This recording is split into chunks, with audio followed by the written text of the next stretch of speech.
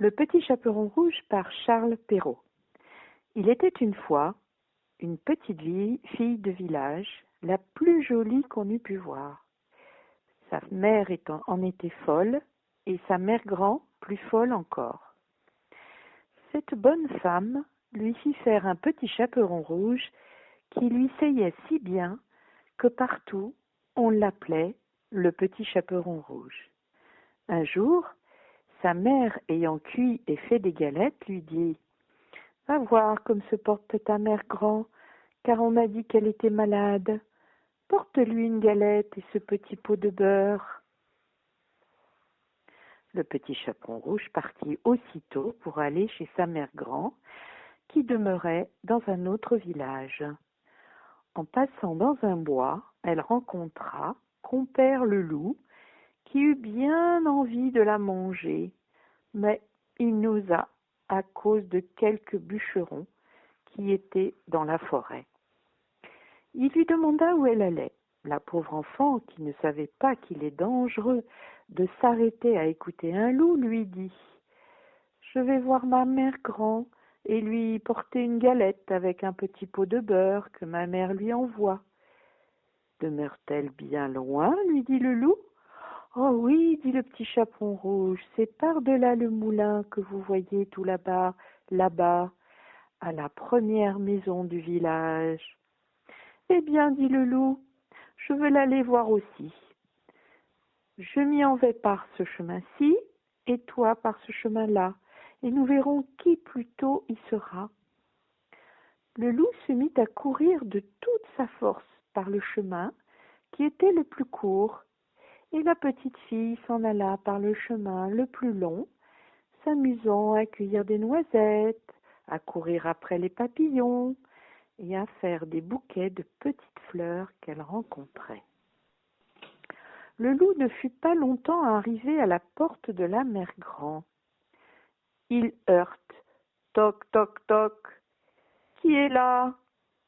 C'est votre fille, le petit chaperon rouge, dit le loup en contrefaisant sa voix, qui vous apporte une galette et un petit pot de beurre que ma mère vous envoie. La bonne mère grand, qui était dans son lit, à cause qu'elle se trouvait un peu mal, lui cria « Tire la chevillette, la bobinette chérera. » Le loup tira la chevillette et la porte s'ouvrit.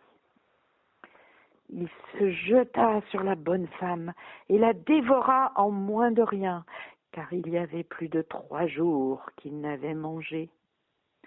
Ensuite, il ferma la porte et s'alla coucher dans le loup de la mère grand, en attendant le petit chaperon rouge qui, quelque temps après, vint heurter à la porte. Toc, toc, toc. Qui est là ? Le petit chaperon rouge, qui entendit la grosse voix du loup, eut peur d'abord, mais croyant que sa mère grand était enrhumée, répondit « C'est votre fille, le petit chaperon rouge, qui vous apporte une galette et un petit pot de beurre que ma mère vous envoie. » Le loup lui cria en adoucissant un peu sa voix « Tire la chevillette, la bobinette chérera. » Le petit chaperon rouge tira la chevillette et la porte s'ouvrit.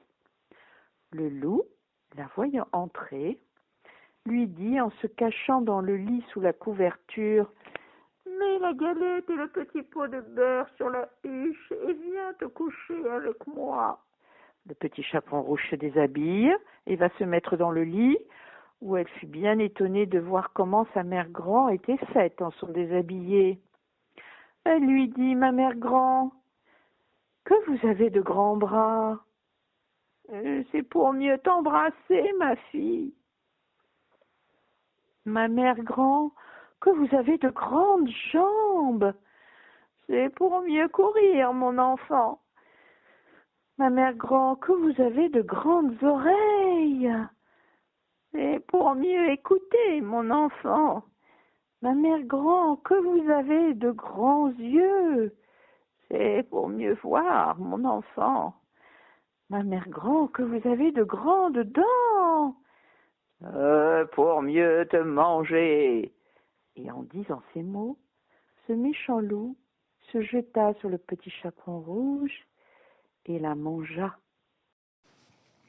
Le petit chaperon rouge est fini de beaucoup de façons différentes. Et moi, j'adore celle du chasseur qui tue les loups et il ouvre le ventre et il sort le petit chaperon rouge avec la grand-mère, content et heureux. Voilà, cette histoire, elle a été faite par les enfants du Pré Saint-Gervais, de l'école Suzanne Lacor, de l'école Rosa Parr et aussi racontée par Agnès, des histoires au téléphone. Je vous embrasse très fort à vous tous et je vous propose de dessiner le petit chaperon rouge et inventer la fin que vous voulez. On peut l'inventer de beaucoup de façons différentes. À bientôt à tous.